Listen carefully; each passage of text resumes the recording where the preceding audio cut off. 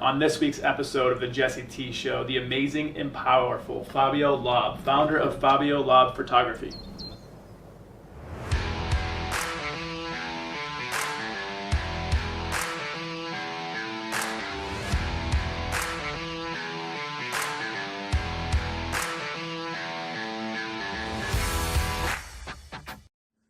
Fabio, welcome to the show. Thank you. Great to see you. Thank you for having me. Hey, it's been my pleasure to honor. connect and to learn about your story. And I know that there's a lot of powerful experiences and things that you've done that I'd like to get out, share with the world as much as I can. So tell the world a little bit about yourself. Well, first of all, I have to apologize myself. English is not my first language, so it maybe will get funny sometimes. Sure. Will sound funny. Yeah. Like to me, it's always funny because people ask me, "How old are you?" And I say I'm 47 years old, because I don't know the difference between years and years and yours, Yeah. and everything is the same, Yeah. right? So I get those funny looks sometimes because people don't understand. Like, let's say for me, beach and beach are the same thing, you know. And Right. for you, beach is the sandy thing. It's a girl that doesn't behave that well, or you know, for me, it's always the same. So I'm sorry. I'm sorry about my English. I try my best, Sure. but eventually I will sound funny. Forgive me. We'll forgive you. We'll forgive you. Please forgive Your me. presence is more than enough to make up for it. So. Yeah, yes, I try. But Portuguese is a very different language in structure, and so learning English, we are a Latin language, and English is a Saxon language. So it's very different. But I'm trying. Awesome. I'll do my You're best. doing great. I'll You're do doing great. So grew up in Sao Paulo, Brazil. Born and raised. And you decided at one point your career, because you're and I'll put this out there, an acclaimed photographer. You've done a lot of great things in that world, but you didn't initially start out in that space. You were kind of guided down an architectural route. Yeah. I was born and raised in Sao Paulo. Sao Paulo is one of the largest cities in the world. Nowadays, Sao Paulo is approaching 21 million people on the metro Sao Paulo. Yeah. Sao Paulo is not. It's like Atlanta. It's bigger, but the metro Sao Paulo is huge. I was born and raised there, and I always thought that, you know, I always liked photography, but I always my family and everybody said, you know, photography is not a business, it's not a career, you should not pursue this, it should be doctor, engineer, or lawyer, or Sure. something like the that. typical professions that the great parents want their kids to aspire to be. Yeah. Yeah. But then I decided to become an architect, which showed basically a nice training for photography. Sure. Because right after I graduated, I left architecture, which now I'm coming back, which is funny. 25 years later, I'm coming back to photography, doing architectural photography with Ilya, which the guy who introduced us. But I graduated as an architect, but it was just practical training, because right there I started taking photos, and it became my life, and this is what I want to do for the rest of it. I don't know how to do anything else. It found you in a sense. I know you were telling me before we jumped on how you had lost your father early in life. Yeah. And tell us the story about how photography in a way found you through that situation. Were you able to find the camera, and how did that? Well, my father was I would say a little bit more than an enthusiast. He was I think his biggest frustration, he's not here, he died, I was 9, but his biggest frustration maybe was not to be a photographer, because he was a salesperson, for a big company, and but he was a passionate photographer, and probably a year or so before he died, he bought this new amazing camera from Canon, which was the first camera that came up with a numerical photometer and not the needle. Okay. Because before that it was just a needle saying too much light or too low, not too much light, and this was the first numerical. The technology had shifted for the better. Shifted. It was probably 81 or Okay. something like that. My father died on 1981, so it was the 80s, the beginning of the 80s. So when he died, basically my mother kept some of his personal belongings, like a pen. I remember a nice cross pen. Yeah. His reading glasses, a couple of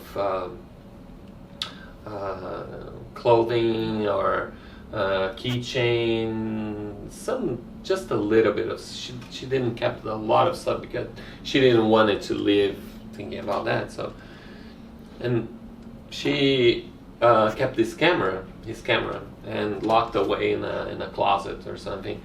And one day, as you might relate to that, I was sneaking on her closet looking for my Christmas present gift, and I saw, maybe it's in this bag, and then I opened the bag and there it's light comes out, and there's this camera. The music came in. And God, the sky opens and light comes in, and and there's this camera, and I said, wow, this is.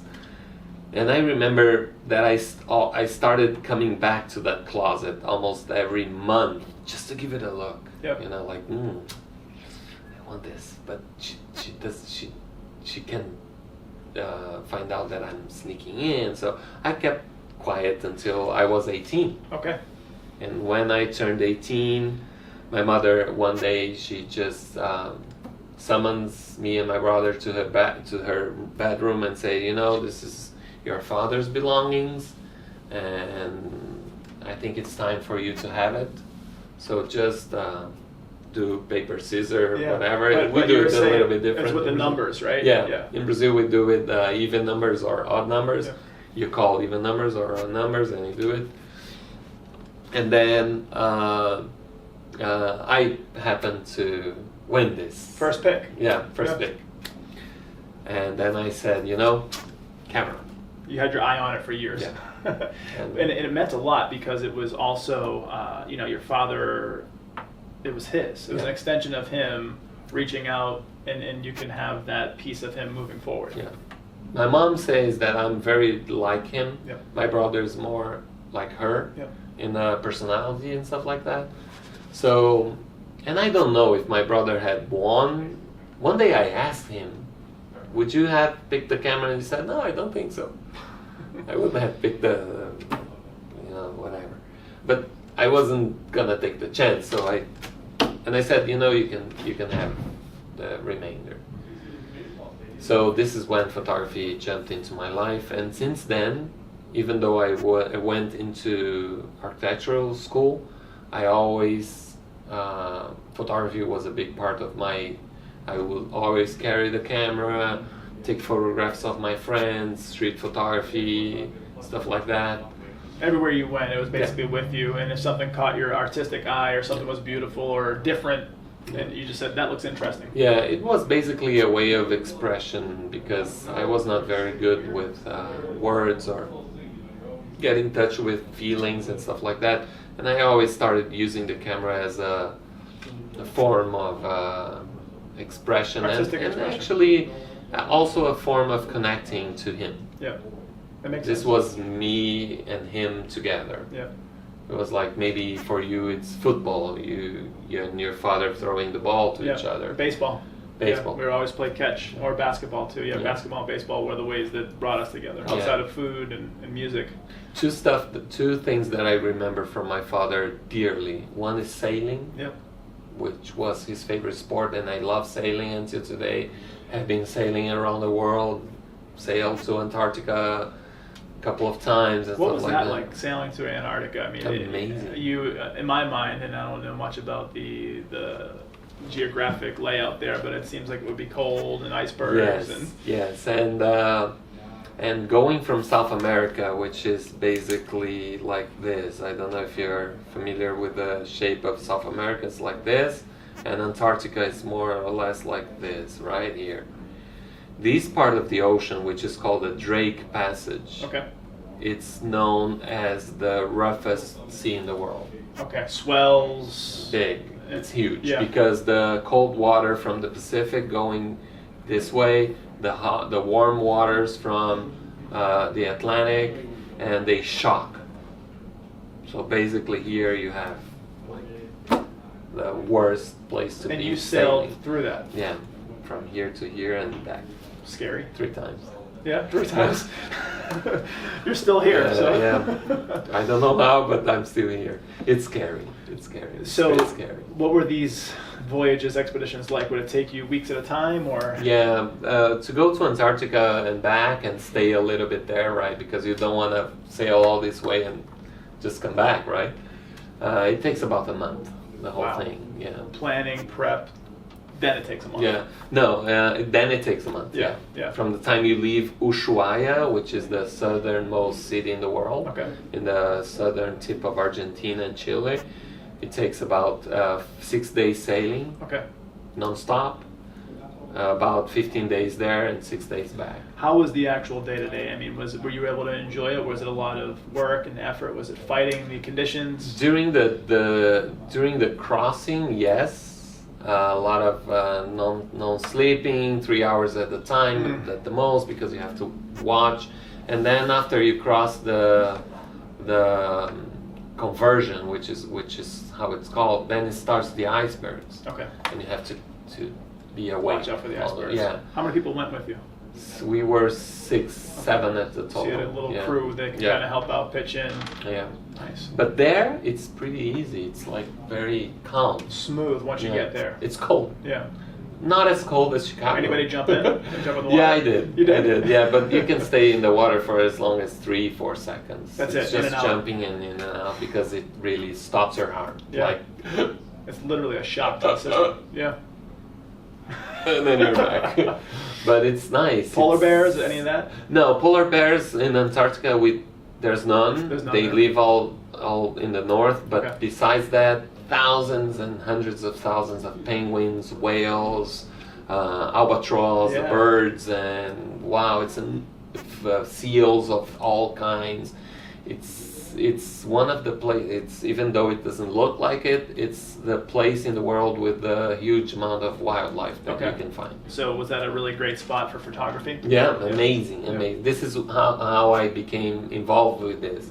A group of friends were going, and they invited me as the photographer for the expedition. That's great. We became very close friends because a thing like that bonds you. Yeah. It's like maybe army or Yep. Navy or It's a- something it's like a that. brotherhood, in a Yeah, it's a sense. brotherhood. Yeah. And then after you go the first time, it becomes an addiction. You get hooked. Yeah. And so you've gone 3 times, each expedition, unbelievable, traversing these conditions and seeing the wildlife and the beauty that's out there. Yeah. And was that more of a confirming that photography was going to be the way for Yeah. you? And how'd you segue into going from an architect to the passion, the love, the gift for photography, and then like turning that into a business? The photography started way before that. The Antarctica thing was a little bit later in life. And the last time I went, I had to take my wife because she said, every time you go, you come back and you're different. Yep. And because things like that change you. Sure.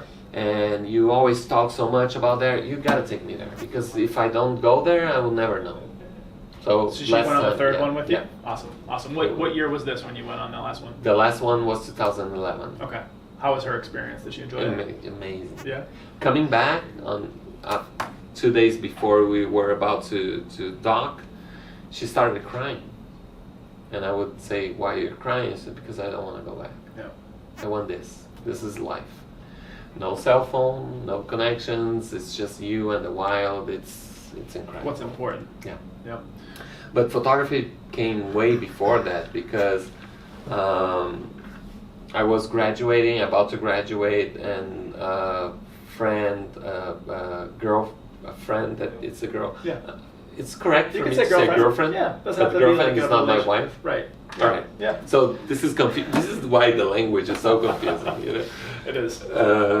So in Portuguese we have a specific word for girlfriend, which is your lover, Yeah. and the other one for A girls friend. that are friends. Yeah. Yeah. So a girlfriend of mine, she liked my photos, and she was about to get married, and she was trying to find a photographer. And she said that she went to 8 or 9 different photographers. She had seen a lot of the photographers that were out there. Yeah, and she said, I just can't find it because they're all very classical. They are all very formal. Yeah. All these photos of, which is kind of coming back today. The glamour shot. Yeah. Everything always comes back around. All fashions, all designs. I mean. But back then it was kind of, people would look at these photos and say, this is kind of, So she was looking for a different photographer, somebody more emotionally connected than that. And she said, can you do my photos? And I said, but I'm an architect and I just don't know how to do it. And she said, no, the way you do is fine. And she would like my photos of the street photography, daily life photography. I just want this way. I said, yeah, but would you, I think you better hire a professional. Sure. No, I have it already. Don't worry about that. You're just gonna be the friend taking photos. But it so happened that the guy never showed up. Wow. I was at the church waiting, ready, with 5 rolls of film in my pocket, and the groom comes and say, something happened, the photographer, it sounds like a lie, but it's true, actually. It's true. I know a lot of people tell this story today, but in my case it happens so to be true. And this was the days that cell phones weren't as big, or they're... No cell phones. Yeah, so they're trying to get in touch with we had the Starbucks, or the big Nokia bricks, right? They're the ones that you can throw and kill somebody. Right. So I was there with my camera, and it so happened that the guy never showed up, and I was the official photographer for the wedding. So crucible by fire, thrown to the wolves, and you were able to spread your wings.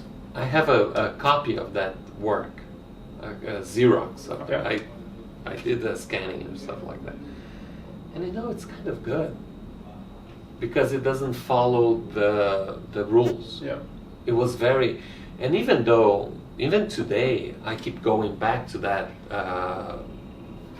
pile of copies because I was very creative back then. Yeah. You know why? Because I was not, I didn't have any format. Yeah. Actually, I didn't know what I was doing. So I would just photograph what I thought it was beautiful, like the mother was crying. Yeah. A regular photographer would not take a photo of that because it's not on the list. Sure. But check the list. Like mother crying, no mother crying, And I started just doing photos like, I think this is beautiful. I spent the 5 rolls of film. There's no photos of the party because I ended up the films too early. Wow. Okay. I was like was fast, and it was. So at the party I went to a shop nearby, bought more films, and came back, and she loved it. She said, this is the most beautiful thing. Obviously, there is a lot of technical problems. Sure. A lot. I was not trained. Sure. It was too. You had an eye, but when it came to the training, you hadn't had that part yet. Yeah. And we're still talking, what, about 97-ish? Was that the first one? Okay. Yeah, 97. Yeah. July 1997. So if you look at the photos, they're very emotionally powerful, but technically they're crap. They're really crap. Too dark, too bright, a lot of problems. But she loved it. She said, I rather have this, and I love this. This is the most beautiful wedding album I've ever seen. Wow. Even though... Huge compliment. Because she said, I don't care about the technical issue. We are there. And you captured what was important and the dream of it. Yeah. Yep. Yeah. And then I kept on going with my architecture, but then probably 6 months later I received a phone call, and there's this girl. Fabio? Yeah, it's me. You don't know me. I'm a friend of Patricia. I went to have dinner yesterday at her house, and I seen her album. Yeah, wow, this is a long story. She said, I already know everything about it. I just want to know your price. I said, why? Because I want to hire you. I said, nah, To do your house? Yeah. No, I want to hire you to do my photos. And I said, no, I'm not a photographer. No, yes, you are. I'm not a very good on saying no to people. Sure. And so she convinced me. And I did this wedding, the second one. 3 years later, I was doing 30 weddings a year, and which became 156 in 2012. And architecture was gone in my life, and I became a full-time photographer 3 years later, 2000. And this is what I do until today. So you were thrown to the wolves with the first wedding, Yeah. and they loved your work so much that, you know, word of mouth and someone's blessing was the best kind of referral they could give, and someone calls you out of the blue and you think you're getting a job for the architectural photography, and it happens to be another wedding. And so now you just kick off this amazing career. You're doing how many weddings a week? Is it The average was 3 weddings a week. Yep. Okay. That's a lot. I have done probably 4 or maybe 5 times in my career, 5 weddings in the same week. Wow. Yes. Physically present. That's incredible. Was usually Tuesday, Thursday, Friday, Saturday morning, and Saturday afternoon, or maybe Saturday and Sunday. A lot of Jewish weddings happens on Sunday. Yep. Because they are respect for the Shabbat and stuff like that. Sure. And I became well known in the Jewish community as well. In Sao Paulo, there's a huge Jewish community. Okay. And so I will do weddings almost every single day. That's unbelievable, because as we talked about earlier, you never really posted much advertising. You did like 1 or 2 bridal shows, Probably. I think. And then outside of that, everything else has been people finding you. And being in business for years, on and off pretty much for my whole life, and knowing a lot of business people, a lot of people would kill for the ability to have business basically come to them. But it spoke to your unbelievable ability as a photographer. It spoke to your demeanor as a person handling the day of, or handling the situations that arise in these weddings. I mean, I've been married before, and I know that there's a lot of stress, and there's a lot of questions and fear, and we've talked about these things. And you're able to overcome that with a demeanor that just speaks to these people and talk to their dreams. And so doing all these weddings, scaling up to at one point 190 weddings a year, 2012, you were doing 150 weddings. You were doing 2/3 of those weddings yourself, so about 90 weddings just yourself. 93 in one year was the record number. The pinnacle. But in 2012, as you're kind of really forming the business, an unexpected curveball in life, a very serious one. Yeah. It was a scary moment. I was on a regular medical exam just because of a very minor. Actually, I kind of postponed it for a month. Yeah. For months. It was just a small bother. Well, it ended up being that it was a brain tumor. It was the pain in the jaw, right? Like I saw the ear. It was not related to that. Okay. No, they never found out what the pain in the jaw was It was all unrelated. about. No. And so, but that led you to dentist. Yeah, to the dentist that kind of pushed me into a ear doctor, and the ear doctor couldn't find anything, and then said, let's do an MRI, because when you don't find something, let's do it. So in the MRI, it ended up being a brain tumor about the size of a ping pong ball or something like that. And when you got that news, you told me that you just felt the first time you hear tumor or what you think may be cancer, your life kind of stops. Yeah, but since I was very business oriented, because all in my life was about business, I said all I could think about was how would I tell my customers, what would I do with the weddings the remainder of the weddings. I never thought about my death. Isn't that incredible? I thought, but in a practical way. It was, maybe because I have dealt with death since I was 9, my father and stuff like that. But, my wife, she was already my wife, then she said, are you scared? And I said, yeah, the brides are gonna hate me. No, you. How about you? Right. Yeah, they're gonna kill me. They're gonna go on my funeral and kick my grave. And, no, baby, come on. It's you. Yeah. It didn't came up because I was so business focused, so business oriented. My life was business oriented. I decided not to have kids and stuff like that because of the business. Yep. The business was king. Yep. You know, And that's how you were raised, though, because you were raised with a business family. And you happened to be the business creative, like you were creative and business. So you were telling me also that they gave you like a protocol of, was it 3 months, 90 days? Yeah. And then you also pushed back, because they were, if you want to speak to this about how much time they gave you to get this done, but then you pushed back and said, how about 2 years from now? Yeah, because when the doctor said, you know, I went to see a neurosurgeon, and he said, you know, this is your brain, this is the tumor, we have to have it operated. The brain is it's a kind of a Pandora box, we don't know what to find. Yep. Maybe you're gonna have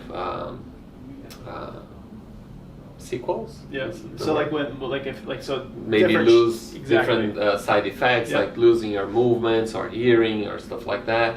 So we need 3 months of your time in order for the whole thing, if everything comes out good. Wow. And I said, okay, let's look into my calendar.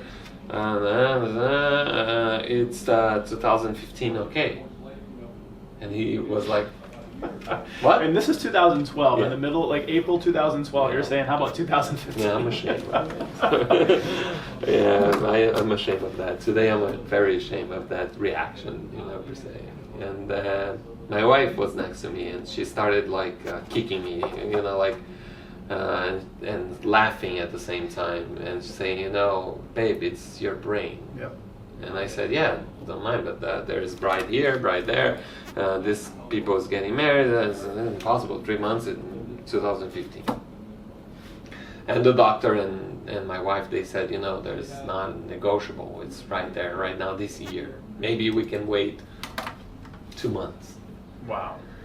So finally, I had a window of a month and a half with a wedding right in the middle that was kind of a friend and that I could work around it. Yep.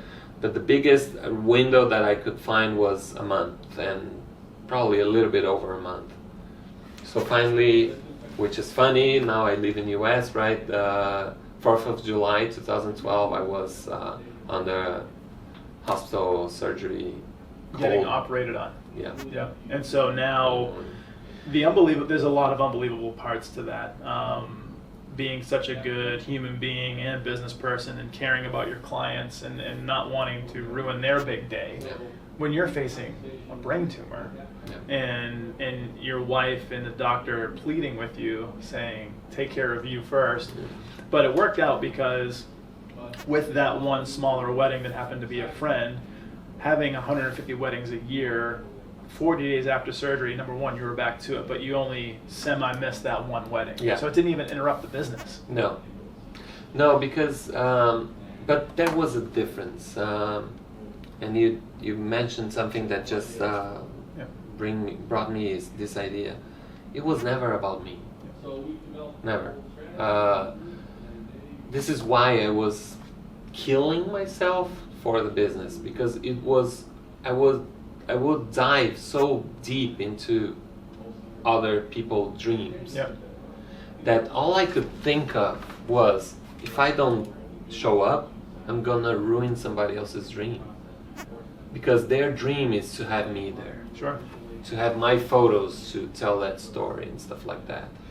So it was very clear to me that that was the main reason. But I never had that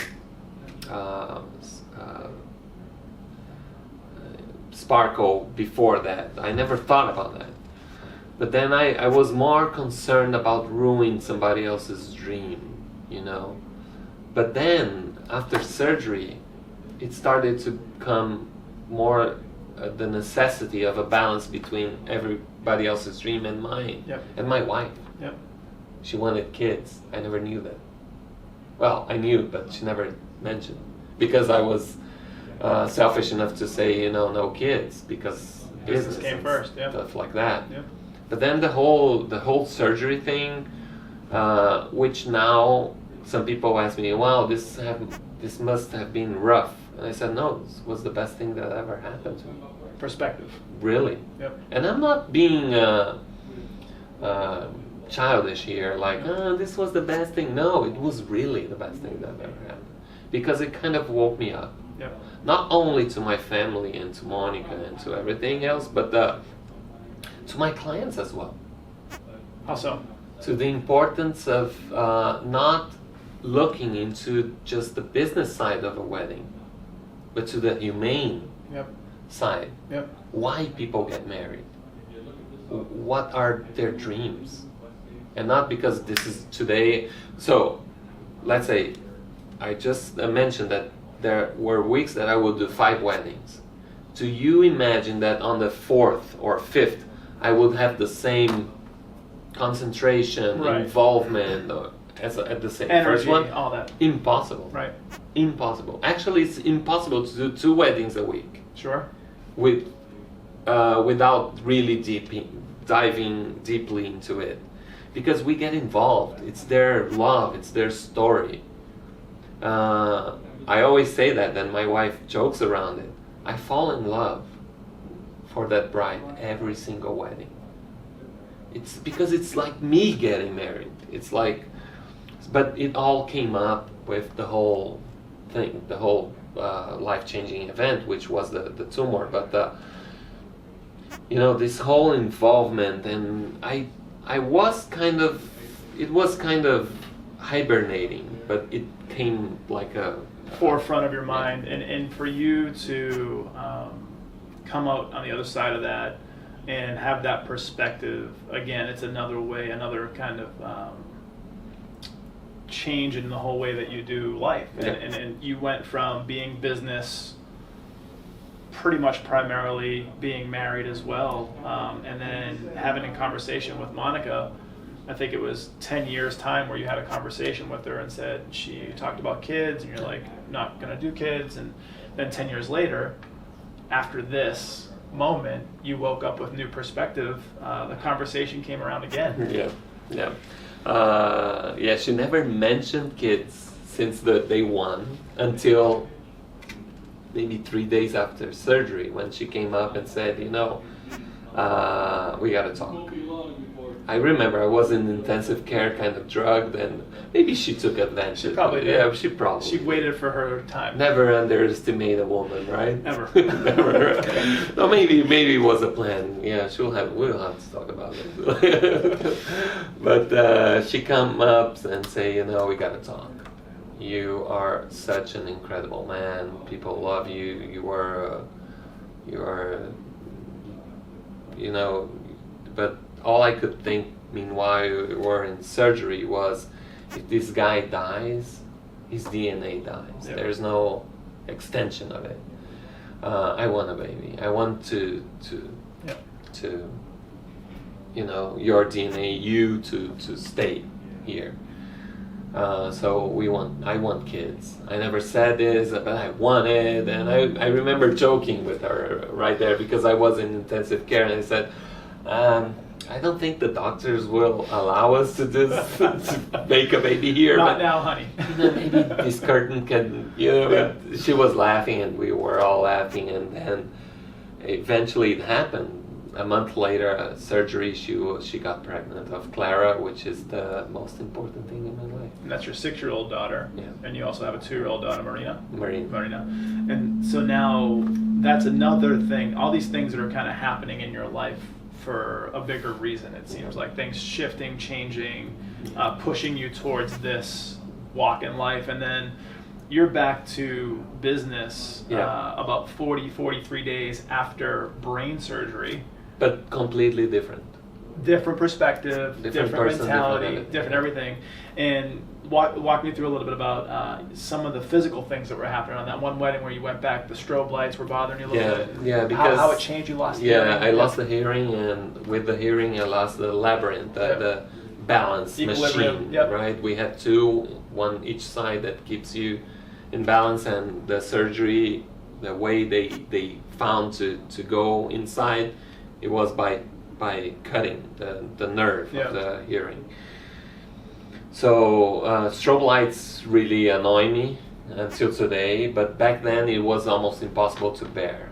So I was at this first wedding, the DJ started with the strobe lights, and I got completely lost. Yep. And the bride was, and this is nice, because since I got very connected with my brides, it was not about business anymore. Sure. She looked at me, I remember her look on the dance floor, and said, "You're not okay." She could see it. What is it? And I said, "I think it's the lights." And she said, she went right there and on the DJ and said, "Kill the lights." Wow. At So- her wedding, to take care of her friend. Yeah. Yeah.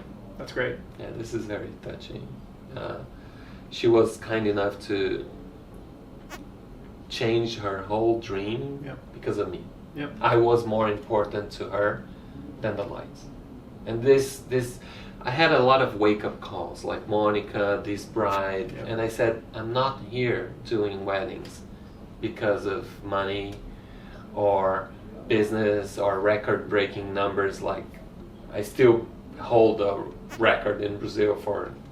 It sounds like it. yeah. 3 weddings a week. Yeah. Sometimes 5 here and there. But it's all about the people. It's all about them and me.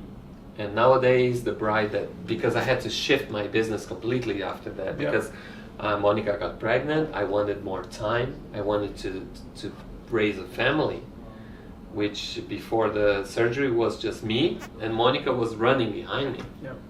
And now, no, we are a family. Monica, me, Clara, Marina, my mom, my brother, a lot of important people that I've never paid enough attention. Yep. But the brides as well. I think nowadays it's kind of hard to say that, but I think, and please forgive me if a former bride is seeing this talk show. I'm sorry for all the brides that I did on a day right after a wedding yesterday. Yep.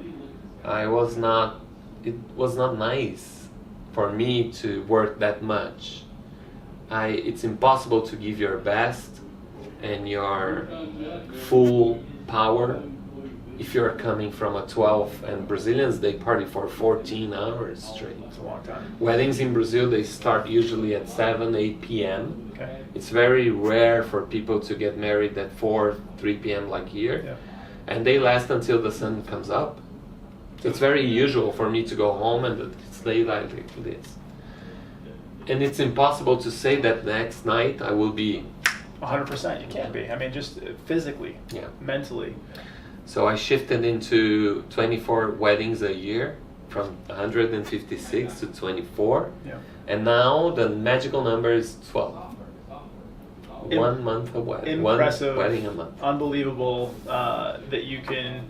And you the business side of it, because there are a lot of entrepreneurs that watch this show and listen to the podcast. The business side of it, to scale at one point to 190 weddings in 1 year, to an average of 150, down to you were getting to 24, which is 2 a month. Now you're doing 12. 1 a month. Yeah. But you got really efficient and you got lean and mean. Speak a little bit to that about how you changed operations from having like offices and employees, and you were able to still make roughly the same amount of money. Yeah. Yeah. Obviously, I had nice, how do you say that? There's a nice savings account and stuff like that, but not enough for life. Right. You weren't set, but No, you were no. feeling comfortable, but you still needed to get to a point where you felt set. Yeah, especially with kids, right? Yeah. We never know. Right. In college. They cost a lot. Yeah. Right. They're worth it. So I was not set. I was okay, but not set. Yeah. But it's not all that. I still want to photograph. Sure. It's not about the money anymore. It's about telling stories Yeah. and being there when people get married, and especially when people start a new family, right? Which is nowadays for me is all about family. Yeah. And what a best day to start a family than a wedding, right? That's the start of one. Which usually. is when I should have started one, which I did. I started my family 10 years later. But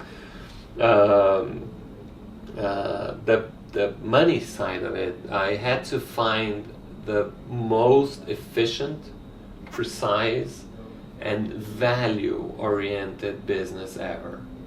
So I obviously had to cut people but I did it through time because I was booked all the way until Right. 3 years You couldn't later. cut yourself at the legs by trying to whittle down, and So I did a very well planned, and I had help. Then my family helped me, the business side of the family, and I hired a consultant, which was incredibly helpful on trying to make me change my business from volume to quality, value, perception of value. What's the word when you don't have a lot of something, why Ferraris are so expensive, because you don't have a lot. Right. The demand is. The demand is not, so all these I had to study, and especially to learn economy, psychology, all these things to turn my business into something that was good, not only for me, but for my family and for my clients, because I certainly am a better photographer and a better service provider today than I was before. Being a service provider and leveling up and being more efficient and being there for your clients, I mean, you made this huge transition and you were able to do it with a much less volume of weddings. Yeah. So that actually helped them too, because they were getting more quality from you. Yeah. Value. Way more. Yeah. Let's give it an example, Sure. which is pretty easy to understand. At first I thought speed was being a good service provider. Like I did a wedding today. And Turnaround time. Turnaround time. Yeah. 3 days later, delivery. Yep. Stuff like that. But how can a photographer really dive into 3,000 pictures, 5,000 pictures, which is sometimes what we take of a wedding, and 3 days later have everything ready? After he's tired of photographing for 12 hours and Sunday he's spending time, it's kind of impossible. Shortchanging the end product and the end result for the client. Yeah. Yeah. So I know this is the way people are doing today. So a lot of brides ask me, what's your turnout time? Because that photographer said 5 days. And I said, mine is 45 days. Yeah. Wow. I said, yes, it really is, because I'm gonna at first week after your wedding, I'm not gonna touch it, because I need to spend time with my family. Yeah. I'm gonna be tired, and then I'm gonna really get a glass of wine, dive into your photos, Fall back in love with it. and fall back in love, and then choose, and then in the end they say, wow, I love this. You're doing like really tailor-made. You're doing for me. Custom, yeah. Custom made. Yeah. I have an example that I use a lot, that maybe it's gonna be fun for them. Imagine you're a bride. Put yourself into that position. All right. So you were born and raised and dreamed of it and thinking of it, and then you decide that I propose to you. Okay, Jesse, I love you. Let's get married. All right. And you say, what's your dream dress? Because certainly you have one. Yeah. Right? Probably 8 of 10 brides will say Vera Wang. Sure. Yeah. Right? Or maybe Elisa or something like that. Right? So let's say you say Vera, right? So I'm Vera now. And you are the bride that was just proposed, and you're gonna finally make your dream come true. Right. You You've come thinking to about me. this your whole life, yeah. Hey, Vera. Hi, nice to meet you. Nice So to meet you. wow, that's right. My fiance proposed to me 2 days ago, and I always dreamed about having a dress of yours. Wow, it has been my dream. Can you do it? And yes, of course I can do it. What's your dreams? And wow, you described to me your dream dress, right? And I said, yeah, okay. It's gonna cost you $100,000. And you're like, okay, Right. my dream, right? I've saved all my money, all my life to do this. You write a check, and then we're bond. You as a bride and me as a designer. Yep. 2 days later, I call you. Hey Jesse, your dress is ready. What's your thoughts about that? How could something so important and so expensive, thinking about that Let's side of it, work how could on it be that. so quick?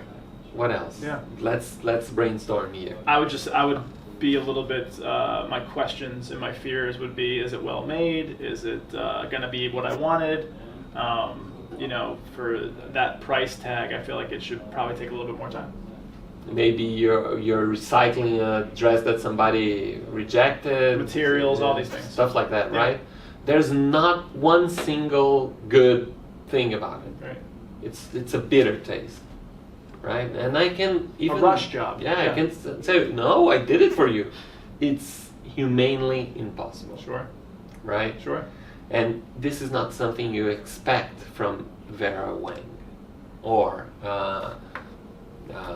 Oscar de la Renta or whoever, Elisab or whoever, right?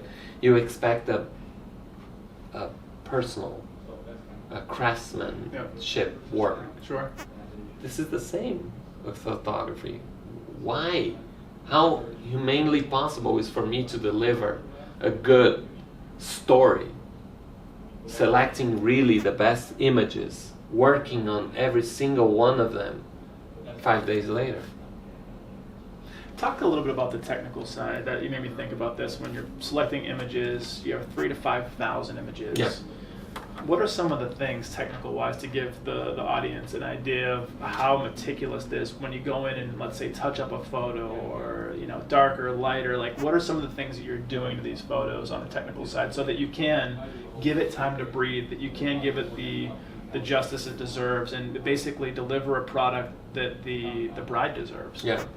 At first, what I do, this is my system, there's one thing we call culling, Yep. which is browsing through all the images and just basically rating them. Yep. Good, not good, good, not good, good, not good. That's simple. Good, not good, Yeah. good, not good. Okay. And I do it very fast Yep. because I really trust my instincts. Like, 1, 2, good. So not you're good, listening good, to your intuition. I'm not thinking Yeah. about the technical side. Yep. And my Fabio, it's looking for emotion, Yep. emotional connections. Even there are some pictures that are perfect, Yeah. photos perfect, but they don't show anything. Usually it's a reject for me. Okay. And there are some photos that are dark, but there's something there. There is a special look, way that the hand is behaving, or the way that the dress is behaving, or somebody on the background looking in a different angle or something. That's certainly a keeper, Yep. So I do it very instinctively. Sorry about this word is hard. Instantaneously. Yeah. Yep. And I trust my instincts. That's great. Usually I go down to a third. Okay. So you're able to get through 2/3, move them over to the side, Yeah. focus on the 1/3 that's left. Yeah. Got it. And then I dive really deeply. Like I look every single one of them and see all the possibilities. Maybe it's a cut, maybe it's a zoom, maybe it's a black and white, maybe it's something like that. And usually on that process, I keep losing a little bit more. Yeah. Like from 3,000-4,000, I end up with 1,000, something like that. Which is something that my focus is always telling a story. Sure. Why? And this is something that I really trust. I really believe. We don't do photos for ourselves. I'm not photographing for the bride and the groom. I'm sorry to say that. I'm sorry they pay my bills, they pay my check, right? But they are not my clients. Their family, their friends. It's their kids. Yeah. The ones that are gonna, come. Yep. Because let's say me and Monica, we remember. Kind of blurry because we drank a lot. But we do remember. Let's pretend we remember. But my daughter, Clara, she loves looking into our photos, and she understands the story, because the story is there. It's not about the glamour. It's not about the dress. It's not about the decoration or the flowers. Yeah. It's about the way I look to Monica. It's about the way she looks at me. The feeling she gets in looking at her parents in love. Yeah. It's about the empty spot where my father should be. Yeah. It's about my brother. It's about my. It's that's it. So this is me. This is Fabio. I understand there's different kind of photographers, but as soon as I realized the power of dreams, I was able to raise my prices to a level that 24 weddings a year and now 12 are not giving obviously the same amount of money that I had before. Sure. But it's enough, and it's fair, and it's good for me to live with a combination of these and my savings and everything, a decent and honorable life, you know. And more than that, when I come back from a wedding today, I sleep like a baby. Yep. Because I'm in peace with the fact that tomorrow is not gonna be another one. I was really 100% there. Yep. It's incredible, and I think I don't know if I'm philosophing a no, lot. I'm no, sorry. it's great. It's great because it really ties into the value of what you do all around. My coach, I have a mentor, one of the better human beings I've ever met. So I try to surround myself with great people, like yourself. And I think that always trying to be a better husband, a better father, a better business person, a better friend, a better athlete, whatever you're into. And number one, enjoying the process, but always trying to gain that perspective like you gained with that, that life-threatening brain tumor, and coming out on the other side of that, slowing down in a sense, and really focusing on time and family. Like that's your narrative, is taking time, back control as much as we can of time, which is fleeting, but taking control of the moments. Memento mori is what it's called. Mm-hmm. That's how I live. Memento mori is saying that you know that you're going to die, so live the best that you can while you're alive. So every second, every minute, every hour that passes by, family time, cooking, music, love, business, whatever it is, playing, having fun, really pour into those things. And I think that you scaling back from 190 to 12 weddings, but for our audience, you're still crushing it. You're doing well, right? And you're doing very well with your pricing and helping your clients. They're getting the product that they deserve. You're living the life that you want to live. I mean, it's a beautiful handshake. Yeah. It goes hand in hand. And I want to talk a little bit more about the dreams side of it, because you and I have a common person that we're both into, Simon Sinek. Mm-hmm. And you watched Start With Why, a TED Talk that he had years ago. And he talks about the golden circle. And in the middle is the why, and on the outside is either the how or the what. Uh-huh. And most businesses or business people lead with the how or the what. They never speak to the why. Yeah. Talk a little bit about how you mapped over his golden circle with how you operate with your clients and your circle. It was I was kind of thrown into the lions again, because in 2014, 2 years after the surgery, I was already starting to come out of the mud again. Yep. After deciding not to sign any contracts anymore, because at first my reaction was stop. Yep. I don't want to do this and stuff like that. I was invited to do a speech. Yep. To give a lecture, Like a keynote speech, like a keynote speaking. Yep. on the biggest photography conference in South America. And they asked me, they said, we want you to speak on how were you able to shut down a 190 weddings a year business and become as successful in a 24 wedding year business. And I said, wow, I don't know. Because it was kind of intuitive, but Sure. I didn't have the theory behind it to put out up to 3,000 people. You hadn't right? thought about it at that point. No. Yeah. So when they invited me, and that was my ego, of course, that, yes, I never thought about it. Sure. And then I said, what I'm going to talk about? My wife said, "Okay, nice. What you're gonna talk about it?" I said, "I don't know." Yep. And then I started studying. I really threw myself into it. I started reading like a crazy man. I started trying to find an explanation, a reasonable explanation to give to the audience about what have I done Sure. to become. And then I bumped into Simon's Golden Circle, Yeah. which now it's very broadly known, but back then it was kind of, nobody knew him Sure. in Brazil. Sure. Nobody. I talked. Do you know Simon Sinek? 3,000 people, maybe 2 people raised their hand. Yep. And then he had this incredible thing, the Golden Circle, you know, the why on the center, the how, and the what, right? And he shifted the thing from what to how, from why to what, right? Like Apple and all the most Yep. companies. And I started, you know, thinking, and then one day, maybe I was at a wedding, I don't remember exactly when, but it turned, the light turned on. Yep.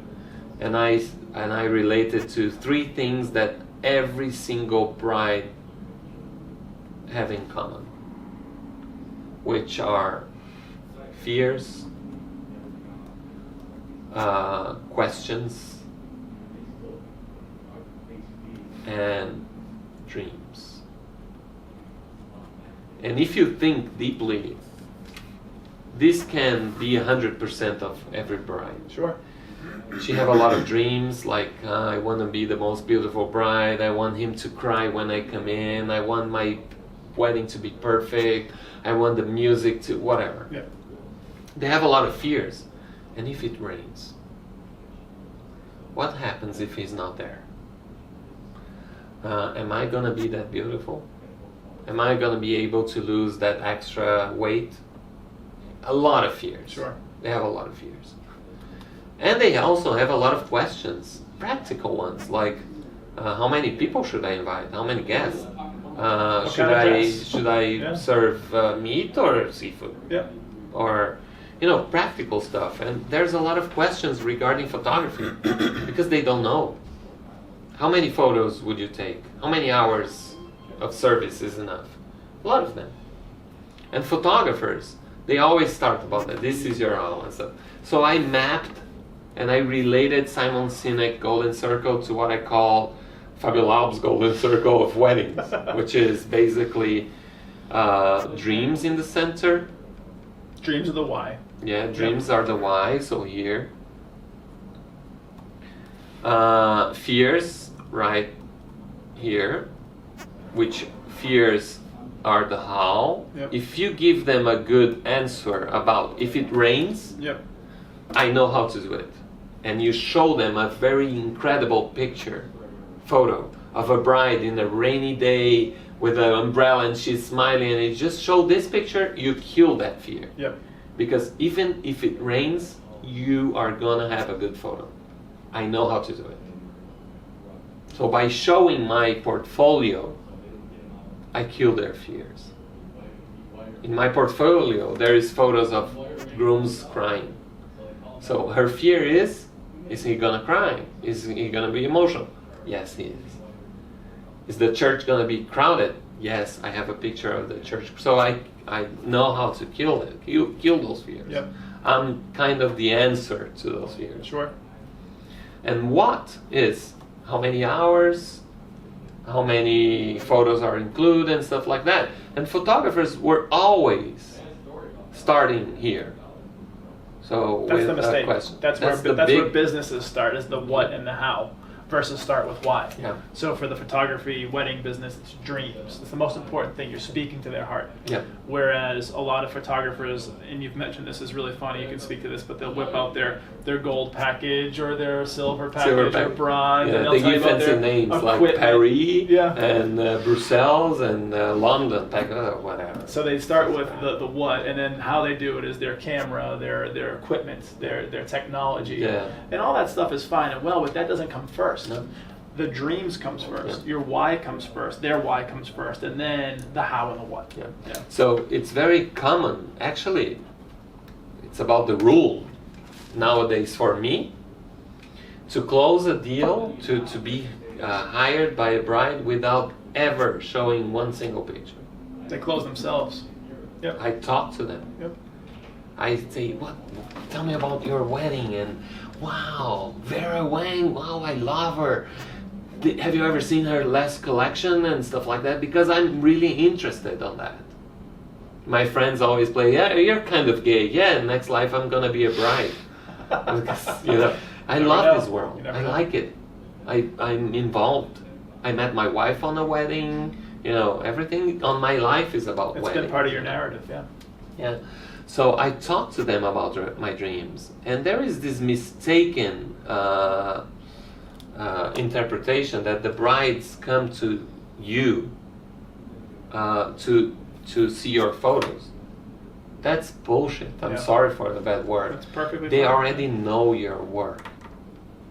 There's your website, your Instagram, their friends' wedding albums. When they come to you, they already know your work. Yeah. They want to know you. They want to know you, Yep. not your camera, not your nothing. I can do a wedding with a cell phone. Doesn't matter. Doesn't matter. Camera on the iPhone is good enough to do a wedding. A wedding daylight, Sure. not at night. Sure. But it's good enough. It's not about the camera. It's not about the album or the leather but my album is done with the leather that comes from the sheep from the Himalaya. Who cares? Who cares? Are you willing to dream with me? Yeah. That's their biggest question. And actually, that's everybody's biggest question. So we don't buy phones from Apple. Well, now we do because Steve is dead, but we used to buy phones from him. That's why he was so successful, by him showing the phone. Yep. His belief, his disruption to take over the industry and to go after, at that time, the bigger companies. Yeah. Let's face it. Imagine Steve Jobs with his black sweater and blue jeans on the stage saying, I just fell in love with coffee, and now I'm launching this coffee brand. Would you buy it? Yes. If you're into Steve Jobs, absolutely. Yes. Yeah. Why? Because we know that he's so in love with the thing he do that it's not gonna be bad. Yeah. So when brides hire me nowadays for 5 times the price tag that I used to charge before, they're not hiring my camera, or there is a slideshow that I put on every keynote that I say. When a client hires you, he's not hiring your camera or your album. He's hiring the way you see life. Yep. It's the way because I'm becoming their eyes. Right? And seeing things that they would want to see but couldn't even describe. There's things that they would want or to visualize, but they don't have the ability, and you come in and you take their understanding and you amplify that. Yeah. And I know this all can sound very romantic for everybody who's watching. It's like, I heard this many times before. This is very romantic. This is not real life. It is. I got 2 things that would curb that question. You had at one point built up to 190 weddings a year. Yeah. With almost 0 advertising. Yeah. They were coming to you. So that's a huge trump card, that it's not just woo-woo, it's real. Right? And then being able to monetize in the business side and go from one price point to another price point, as you said, 5 times, people that are willing to pay for that, people that want the Ferrari, people that want the $1 million home, that they want to pay for those things because it's the way that makes them feel. It's the way that they've dreamed of these things. So absolutely, it's possible. Yeah. And luckily I see, and this is funny coming from a business of bankers, not bankers, people that works in banks. Sure. Because my family, they never owned a bank or anything like that.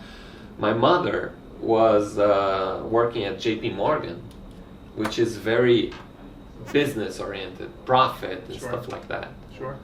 So me turning into a businessman as an artist was kind of very easy to slip into the profit, mergers and acquisitions side of it, Sure. right? Let's buy, share, split, make profit, sell, right? You grew up with it, but you So- were still a creative. It's funny that nowadays my mother and sometimes my brother, they say, wow, we learned so much from you. I said, really? You guys? Yeah, because we see there's different ways of doing business. I remember one conversation I had with my brother. This is really interesting. One day I was really complaining with my brother. I was really tired. I was doing the 4th wedding in a week or something like that. And I was complaining with him on a Sunday. I was tired, I was sleepy, and I said, I should probably get a job. A real job. A regular job. Doubting yourself a little Yeah. bit. Because, I'm never home. And he said, let me try to help you here. I am a business guy. I work for a company. Back then he was working at Whirlpool, the appliances company. And he said, tomorrow, no, he started a different way. When is the last wedding you have booked? He asked. And I don't know. Well, tried to find out. And I got my phone and I looked, and it was 2.5 years Yeah. after that date. Okay. He said, okay, so you have your job secured for 2.5 years from today. Me? Tomorrow I can go into the office and my boss can say, Beto, I'm sorry. It was good to have you here. Yep. I'm letting you go. So really no job security. Not He at was all. looking at it from his perspective, where you had work, tangible work, for 2.5 years. Yeah. So he said, I envy you. How about that? He had kids back then and everything. I don't. Tomorrow I can be laid off, or I don't. So many business owners and entrepreneurs, founders in any kind of industry, they have so much power, and a lot of times they get scared, fear settles in. Maybe the numbers aren't where they want them to be when they're starting out, or somewhere down the line something happens and they start to question. But I think it was Warren Buffett. He talks about, build your own dream and give yourself the security that you need, because if you're building someone else's dream working in another company, and at one day, on a Monday, you walk in and they say, we don't need you anymore, then you have no job security. And so I think the biggest thing is chasing after your dream, being practical about it. Obviously you got to make sure the dollars make sense, Yeah. but don't give up on your dream, and look at it from a different perspective. Yeah. Yeah. But the interesting part is bringing that dream to a reality. Yep. And not being very romantic about it. There is, and I can assure you, ways of making your dream a business reality Absolutely. as well. Yeah. And not only that, being fair to your client, being correct to your community, being good to your employees. This is where conscious capitalism jump in. Yep. In my life, and Raj Sisodia and his theories and everything about how to make your business good and not only profitable, and profit comes in. I know it may sound romantic. I know that everybody must be thinking, this is crap. Well, maybe it is, but not for me. Sure. It's real for you and your It's clients working. and your life And your it seems to family. be working to you as well. Yeah. There is a different way of doing things. I agree. And it's just being realistic, genuine. You could be unrealistic too with goals, stuff like that, but being true to yourself is what I'm trying to Yeah. say. Being true to yourself, being self-aware and authentic, and saying this is what I'm really passionate about, this is what I think I can do, and then just being a good human throughout the process. Treating people the way they should be treated, clients, prospects, partnerships that you have to help your business move along. It's all about that personal touch and that relationship. Yeah. And if you handle that the right way, it really does take care of itself. People want to see you win. People, for the most part, people want you to do well, especially if you make them feel good. It goes back to the why. Why do people want to be around you? Because obviously you're a great photographer, but it's what you can do with their dreams and how you make it come true. Yeah. And if you make them feel well, that's unbelievable. Like let's take some of the most desirable brands as an example, right? If I tell you right now, right here, right now, so you wake up today and you are the richest man in the country. You're the new Jeff, the world. Yeah. Let's say you're Jesse Bezos, Yep. per se, Yep. right? That works. Yeah. Let's change your last name, right? And I tell you, Jesse, you're able to buy anything. Anything. It's unimaginable, right? Sure. So let's play a little game here. Yeah. What is the car that you will buy? Any car. Any car. Don't forget about the price tag. Probably Lamborghini. Lamborghini. Yeah. Okay, what other cars would you say people would come up with? Rolls Royce, Bentley. Bentley? Yeah. Bentley is not huge in Brazil, but Okay. come up with other cars. Ferrari. Ferrari? Yeah. What else? Tesla might be up there for some people just because Alright. of the belief. Ferrari behind it. is cheap. Yeah. That's Okay. But let's say, what is the most expensive car in the world? I'm not sure. I'm not a big Bugatti. car. Bugatti. Okay. Right? Okay. Black Noir, Voiture, or something like that. Okay. All right. So let's pretend we are ladies now, and I know I'm gonna sound a little bit sexual. No, Sexist. sexist. Yeah. But I'm not. I'm just playing a game here. If I ask all the ladies, you have more money than you can think, you are the new Mackenzie Bezos Yeah. tomorrow, and you can buy anything, what would you buy? Usually they come up with names like Chanel, or Prada, or Louboutin, Yeah. the shoemaker. Alright? Louboutin, something like that. So, I was thinking the other day and I came up with this idea. What all these brands have in common? And it's easy. Prestige. Yeah. Besides that, it's very easy. It's here, right here. Expensive. More than that. I don't know. Have you noticed their own names? Yeah. Name brands. Yeah. Why? Because the name reflects who is and what are they the attach to. dreams Yep. of these guys. Yeah. Do you know why Lamborghini built cars? I've heard the story, but I forget. They were. They wanted to do it better than somebody else. Like someone pissed them off. They're a tractor company. Yeah. They Someone used to pissed build them off. tractors. Yeah. And one day in a meeting between Enzo Ferrari, That's what it was. the owner of Ferrari, Yeah. because they are from the same city, Modena, in Italy, right? And they were discussing something, the automobile builders of Modena, and Ferruccio Lamborghini, which was his name, gave it an idea, and Enzo Ferrari said, "No, you shut up. You are a tractor builder. You're not a car builder." And the guy said, "What?" And they almost started a fist fight right there, because Ferruccio felt very offended by Enzo. And this is why he started building fast cars, because he said, "I'm gonna build a car to beat his car. Aggressive, faster, fight." He was a very emotional, aggressive man. Yeah. If you look to a Lamborghini, it shows. The lines are very aggressive. It looks like a bat. It looks like a tiger. It looks like it's a fight car. Yeah. Ferraris, on the other hand, are very elegant, very smooth, very, because it shows the personality of the brand creator. Why Chanel is that so powerful?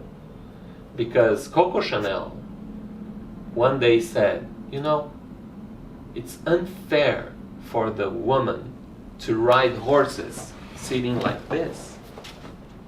I'm gonna build them a proper clothing, and they will be able to ride like this, like the man.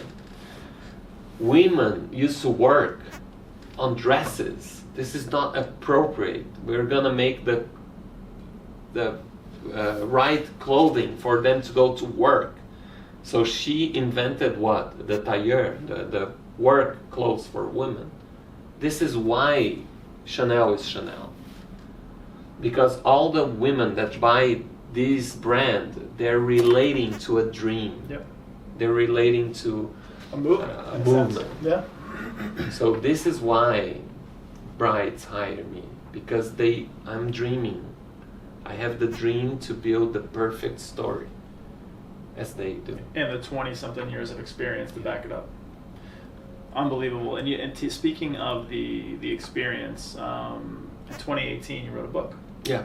Just make sure I get it's called Overexposed. Overexposed. It's more of like a reality behind the wedding business photo. Yeah. And photography. So this keynote speaking, keynote speech that started in 2014 turned into a lot of different speeches and people wanting to know my system, which is not a system. Secret to success. Yeah. Yep.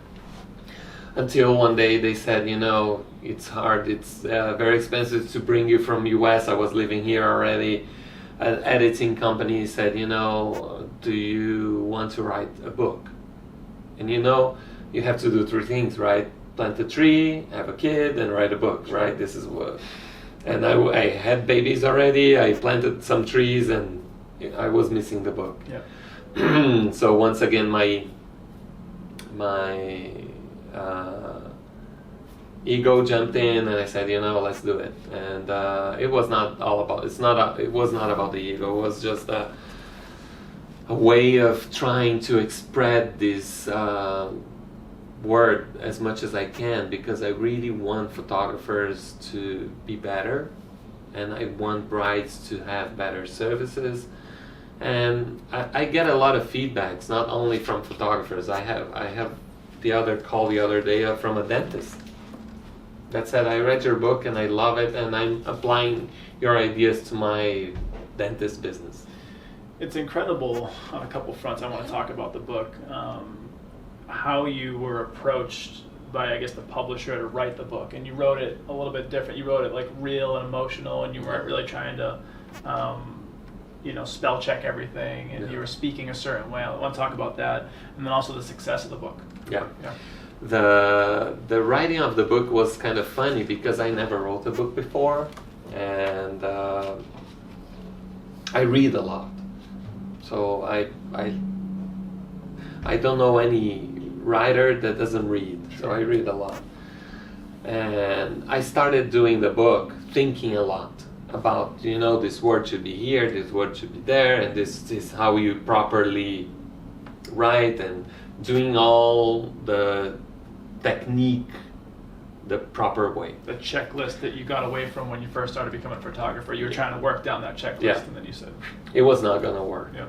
I was dragging for a long, long time. Yeah. Probably 2 or 3 months with 2, maybe 3 pages. Wow, okay. Because I will go back and, this is not good. I will give to Monica to read, and she will read and say, it's not good. You have... and my editor would say, are you ready? And it was hard. And then one day I called my editor and I said, you know what? It's not going to work.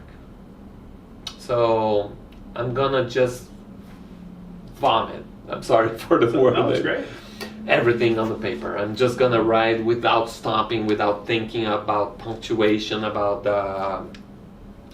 grammar rules or anything. I'm just going to vomit everything and out of order. Anyway, I'm gonna just try to do thing, and you tell me if it's right or not.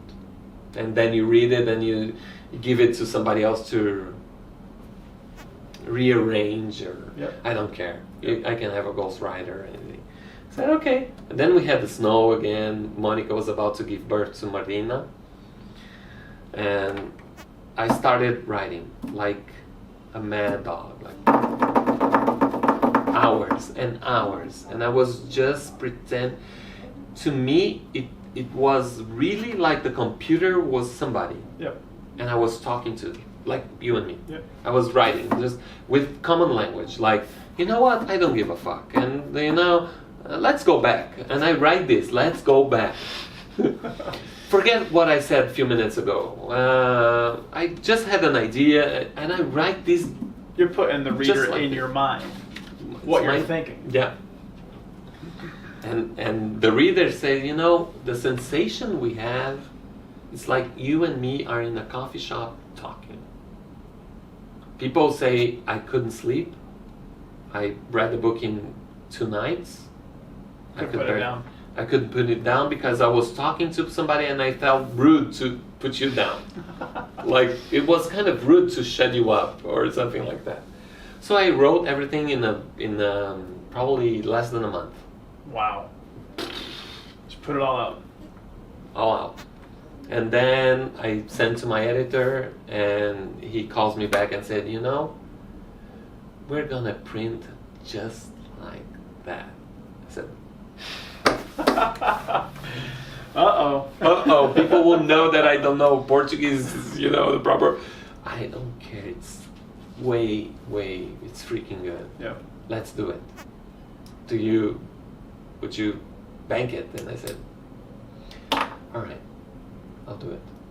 And then I invited my best friend photographer to do the Cover yeah. And some of the photos on the inside.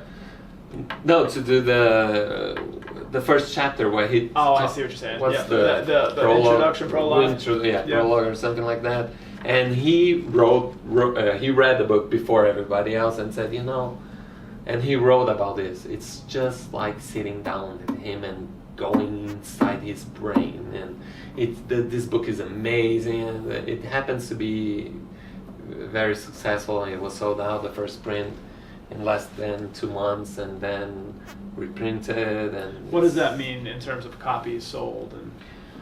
Well, the first print was about 5,000 copies, I believe, and it was sold out very quickly, and which in numbers for today, it's a lot. People don't buy paper book anymore. Right. I don't know here in US, but in Brazil it's people just go Google it and write, somebody just scan it, I don't know. And for the second print, I guess they printed around 10,000, and it's going really fast. That's amazing. The book is that vivid experience, time-tested journey of what you did, and you connecting with the reader as if you're talking to him in person, and it's done very well on many accounts. And so now that's springboarded into being able to not necessarily coach, but maybe mentor other people, and talk a little bit about that. Yeah, because this is something that I think it's I don't know if I'm gonna use the right word, but it's the humankind is missing the connection. People are all day long on their phones, they're not talking to each other, stuff like that. A lot of blogs and people are writing, but it's still a lot of connection missing. I say it's kind of a human disease now. Yeah. Humankind is sick, per se, right? Yeah. Would you agree? I think there's a huge social media does in a way connect us, but it does in a way put a block between people. A lot. Suicide among young people have risen 78%. Yeah. Since the social People feel media alone. started. Yeah.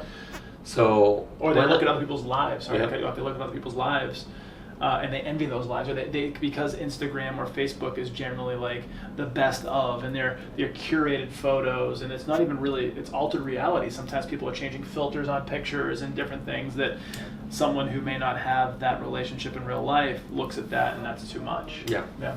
So this is why I wrote exactly what you said, is exactly why I decided to write the book, and I think it became so successful. Like, I'm telling the truth. Yeah. It's gonna hurt. My back is a crap because I used to spend 14 hours standing. Yeah. It's not all glamorous. I lost countless girlfriends because they would, at the beginning, they would say, "Oh, it's so nice that you're a photographer." Next weekend, I'm alone. Next weekend, I'm so lonely. Next weekend, they found somebody else. Right? You've gone. Monica was very brave to stand by me for almost 18 years now. 16 years we were together, right? Because she was lonely most of the weekends. In 10 years, I spent 9 weekends at home. Not incredible. It's not less even than one a year. Not even one a year. Let that marinate. Let people realize. Imagine not being with your loved one, but only one weekend a year. Yeah. That's. Let's not count Christmas, Carnival. Nobody gets married in Brazil in Carnival. Yep. It's like official not to get married, right? People are partying. The Day of the Dead, probably Easter. Let's save like 5 or 6 weekends a year that nobody gets married, but regular. But weekends. Even still, that's incredible. Yeah. That's a lot of stress on a relationship. Yeah. So when I wrote a book, I was like trying to really talk to somebody. I imagined a person sitting next to me, and this is why the mentoring and the thing became so strong in my life, which nowadays is probably more than half of my days are spent talking to people and trying to help them, because they think it's not a bunch of crap thrown on a paper. It's like, yeah, I've been there. I used to say that it's not because there is a rock that I have hidden my head there that you have to do it the same way. Yeah. Let's try to experience. Let's try. So it's an open and very truthful. I don't know if this is the word. Talk Authentic. between you and me. Yeah. Some people call me and say, Fabio, I'm having this trouble on making the brides see the value of my work. All right, so try to convince me. Do you feel like you're cold? And I'm really, I'm not using a bunch of, this is what you have to do. Yeah. People are different. Everybody's different. Why I photograph, it's completely different than why my best friend Lauro, the Japanese guy that helped me, photographs. He have a totally different approach to it. He's technical. He's a Japanese. He's very formal. Yeah. And there's clients for him. People are looking for that kind of guy. Yeah. And it so happened that I found a very easy way to transmit that idea with the Apple lecture, which is my most famous speech. It's about, I try to make people see that we are all the same. Even though they think they're better, we are not. We're just, everybody's struggling, everybody's trying to thrive, and everybody's trying to make their businesses go and to provide and stuff like that. But I use apples to say, so we are all apples, and all these apples have different prices, and usually at the end of my lecture, everybody wants the most expensive one. And to be continued. Let's say another day I can come back, and it's a very part 2 of your story. Yeah, very funny and palatable way of transmitting this idea. So where does that leave you today in terms of business and life and family? What are you working on towards? Are you still, mentoring people, obviously, and are you looking for another book? Or are you good with the one that's doing well right now? I mean, like, where's everything heading for you this year and the next couple of years? I don't think I'll ever stop. There's already an invitation for a second one. And this is funny because it's nothing related to photography. Okay. What's it going to be about? It's going to be about this: how to stand in a crowd that it sounds very cliche, and how to make people see what you love, what is all about you and stuff like that. So utilitarian book to show people how to give the world who they are and how to share their dreams and vision Yep. but in a practical way that they can use in their businesses. Doesn't matter what kind. Yep. It can be on even a bank. It doesn't matter. It's very connected to this new way of thinking about conscious capitalism, Simon, and a lot of new thinkers. And this relates a lot to millennials as well. Sure. Because millennials now, they're struggling on finding what to do. They don't want to do the same way we or our parents did. I'm not a millennial. I was born before that, but I'm on the cusp. I'm Yeah. technically a millennial. Technically? Yeah, by 1 year. I know. But I don't. I'm on the other end of it, so I don't. I'm kind of like on the other generation. Yeah. I talk to my nieces and my friends' kids, and they're really lost. Yeah. Why? Because they don't want to do the same. They want to have purpose. And this is very good, but they don't know how to get there. They don't have a clue. They say, I don't want to work 12 hours a day like my dad. All right? How are you going to do it? I don't know. Yeah. I don't need millions. I just need enough money to have a decent life. Okay, perfect. It's nice. How are you going to do it? So you're going to give them almost a how-to or a roadmap. Yeah. Smart. It's a huge market. Even though I'm not a millennial, I kind of consider myself a millennium thinker. Yeah. Because I never wanted a job in a bank. I never wanted to spend 12 hours in a bank like my brother. My brother used to work for the most successful investment bank in Brazil, and they used to work 16, 18, 20 hours a day. It's incredible. They're so successful that they bought Heinz ketchup brand. Yeah. They bought Kraft Foods. They bought Burger King. I don't know if you're aware, Burger King is now Brazilian. I didn't know that. And they bought one of your biggest icons in the US. It's not Brazilian, owned. Which is? Budweiser. Okay. Wow. Okay. Anheuser-Busch Yep. is Brazilian. Wow. Believe it or not. I believe it. It's Brazilian now. They bought Busch, the Budweiser. They bought Miller. They bought a lot of stuff. It's a trio of Brazilian investors, but they used to work 24, 20 hours a day. And even his name is Jorge Paulo Lemann. He's, I believe, the 17th or 20th richest, wealthiest people in the world. Okay. Yeah, this guy is Brazilian. He's very close to Warren Buffett and stuff like that. He said, "Don't do what I did. There's different way of doing things." Yeah.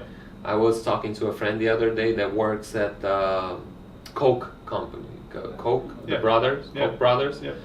and he had some keynote speaking from Charles Koch and his unit, and he says the same thing. So I see that the world is shifting. It is. It is. And now my life is shifting in that direction. I do 12 weddings a year, and my weekdays are mostly doing coachings and photographing architecture with Elia in a different way, trying to show different aspects. So all I want to do is this. It's try to find different ways to do things.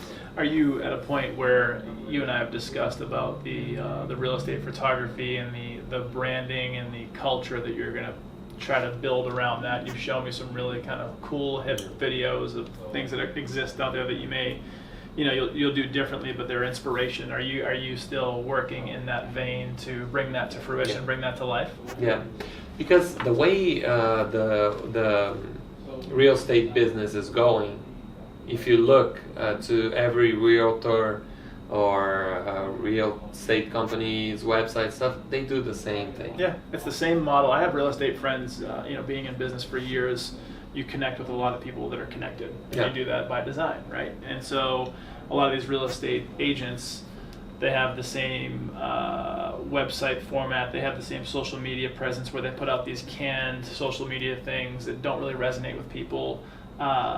Lead generation systems, CRMs, it's all the same. Yeah. Everybody's all cookie cutter. Yeah. No one stands out. And there should be a different way of doing this. And as an architect and photographer and I consider myself nowadays more a communicator than anything. Yeah. I'm gonna tell a little bit about my experience.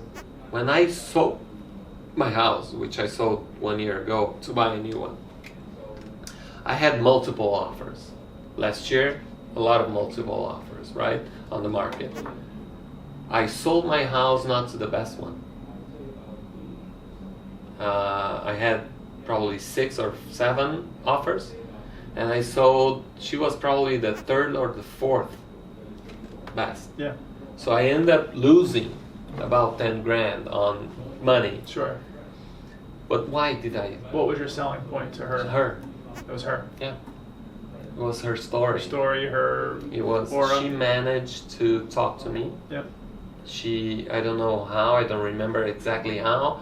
She managed to contact me and my wife. We started talking. We became friends. I just landed from Chicago this night. Yep. My dog is at her house, my former house. For those that are listening in, Fabio flew in from Chicago, got in at about 3 o'clock in the morning, Atlanta, and was burning the midnight oil, and he's here on the podcast this morning, so. I'm super awake. But we became close. And my house, it's not a pile of brick and mortar. It's a living organism. So I was so glad to sell to her, Yep. to her family, to her kids, and to her story, because my house was like a living, breathing thing. Passing on a piece of your family Yeah, to someone in and trusted hands. I really trust, I really believe, this is why I'm starting this business, that realtors have to wake up Yeah, I agree. to understanding that houses are not about square footage, they're not about you know, if it's about somebody that lived there, somebody, I don't know, maybe I must be sounding very romantic, but this is what I believe. Yep. And I bought my house, the house that I live now, because of the same reasons. Because we wanted to build a house is different than a home, right? Sure. This is very cliche. Sure, but it's true. But it's true. Love fills a home, memories, experiences, good and bad, and we look at our house the same way. I mean, we entertain. I love to cook for friends and family, whether it's Italian food or on the grill or out by the pool. We have a nice pool. We hang out by the pool, so we love to have experiences and people, and it's the love that's poured into the house. And I say that my son, he's going to be 5 in July. He says he lives in a home. Like, we talk about these things. He's 5 years old, and he knows that a home is filled with love and filled with family. So it definitely makes a huge difference when you spin it that way. And I think that for any industry, photography, we talk about real estate as a financial advisor, investment advisor, they're a dime a dozen. But if you can separate yourself and be different than the crowd, it's better to be different. You're born to stand out. So take that, I guess, that calling and do it. Perfect. Especially in a market like Atlanta. Yeah. You know, we live in a town that houses are rarely custom made. Right. Rarely. Right. I was in Chicago visiting a friend this weekend, and in his neighborhood, all the houses are custom made. Different. All of them. You don't see one single house like the other. They ended up buying a house, tearing it down, and building their own because they couldn't find a house that will fit their home, their family, and stuff like that. In Atlanta, we don't. So it's easy for me to find a house as good as the one I live. Yep. But it's easy to find a home as good as mine. Right. Probably not. I want them to think about it. And I want to work for those guys. So what are the next few steps for this iteration? Where are you at in the process now? Like, where do you see this becoming? I mean, are you going to be, the video you shared with me on YouTube was like a really fun video for this real estate agent to sell the home. It was like they were doing like a photo shoot within the video, or there was like a model and she had a snake or something crazy. But are you going to follow some of those same I don't know. I happen to be very lucky to meet an incredible man named Ilya, your Yep. friend, the guy that introduced us, and we are brainstorming a lot about How to separate yourself and build it. Yeah, it's a seed now. Yep. It's not that I can't talk because of I'm hiding the stuff. It's not. It's because I'm creating Sure. right now. I just feel like there must be a different way of selling houses, of not selling houses because this is their business, but of showing something about the house to the world that will bring a family that fits. Yeah, marketing it differently than the status quo. Yeah. And delivering something that's a home and the experience more than just the square footage of the bricks. Yeah. Yeah. Man, so in terms of a go home message for people and or how people can get in touch with you, whether it's like Instagram or email, share it with the world. It's hard, Yeah. but all I can say is that trust that there is a different way of doing business. There is. Yeah. I know it's hard. It's difficult to see that because I was born in 1970. It was the rise of Wall Street and Capitalism. banks Yeah. and capitalism and stuff like that. And coming from a family so bounded to this. My mother used to work for J.P. Morgan. My brother to Garantia Bank, which is very solid business companies. But it's hard to see that. But there is, and I would leave this message: trust your guts, trust your whys, tell the truth, be fair. It's very common sense, basically, but if you manage to communicate, and most important, learn how to communicate. Yep. Most of the business, and I'm not talking about social media or stuff like that. I'm talking about you, the way you talk, the way you communicate to people. Learn how to tell people, communicate why. Yep. What's the real purpose of your business? Why you worth $12? Why your Apple worth 4 times more than the other? And let's break this chain. Yeah. Let's change the whole Let's thing. do it. Let's do it because I believe it's good for everybody. It is. It's just, like you said, conscious capitalism. Yeah. Doing the right thing for It's- everybody. It's not the only way. Yeah. There's certainly other ways to do business. Certainly. In my beliefs, this is the best way. Just, I sleep so well at night. Yep. And money comes, and it pours. That's right. It does. Because humankind is thirsty of connections. Yep. Really. I agree.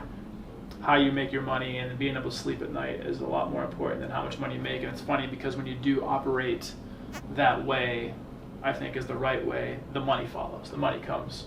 Yeah. And it stays, more importantly. And It stays. And you don't have to ever worry about being displaced or, if you pissed off somebody because you're trying to do everything the right way. You're trying to, if clients aren't happy, you can work around those things. But if you lead with a good foot forward and you try to always leave people better than you found them in life, it always comes back around. Yeah. So people that are looking to get in touch with you, whether it's for photography, whether it's for mentorship in business, whether it's to just connect with a kick-ass human being, what's the best way for people to find Fabio Laub? As strange as it may sound, I'm not very good with social media. Okay. Don't message me on Facebook. Don't. No Facebook. I have it. Yep. But if you message me on Facebook, probably I'm gonna respond in a year or so. Okay. Because I just forget. Sure. I should kill myself on Facebook. Just take you off. Yeah. Because I don't know why it's there. Yeah. I don't trust it. I don't believe on Facebook model. Yeah. So I probably should just End it. Yeah. yeah. So the easiest way to contact me, it's Instagram. Okay. It's at Fabio Laub, my name, Yep. Laub. Yep. Fabio, it's a very easy name to remember. I'm not Italian, I don't have the long hair, but it's an easy name to remember, especially for Americans, because of that butter guy. Oh yeah. So there's not a lot about coaching and stuff like that on my Instagram. It's more about wedding photography, which is the business. So the easiest way to contact me about lectures, speeches, or the book or whatever, it's my email. Okay. It's info at fabiolaub.com. Easy enough. Yeah, We'll put it in the easy show enough. notes. Or my website, fabiolaub.com. There's my phone number, everything you need to know about me. But social media, it's not my best because I like human relationships. I Makes don't sense. like. Usually and be aware. Usually when people text me, I call them back. Yep. I don't text them back. And even when we text, we do the voice to text. So like Yeah. you can hear the person's voice come through, so you can hear the inflections and the emotion, and so it's a little bit more than just the actual texting. Yeah. It doesn't leave things getting lost in translation. Yeah, so be prepared to hear my voice because some friends of mine, they text me and I call them and say, yeah, I wasn't expecting you to call. So this is me. The human touch. Yeah. Well, unbelievable story, unbelievable voyage. Yeah. You've seen a lot of great things and done a lot of great things, and I'm excited to be able to get you in front of more people if we can. Thank you. We'll have all your contact information in the show. Thank you. It's been a pleasure. My Thanks so much. pleasure. Thanks for having me. It was Absolutely. an honor. Honor I'm was glad mine. that we met, and let's hope this continues. It will, for sure. It will. I won't let you go. So this is Fabio Laub, all-around amazing human being. I'm Jesse T. Stay tuned for next week's episode, and come check us out next time. Thanks so much. Take care.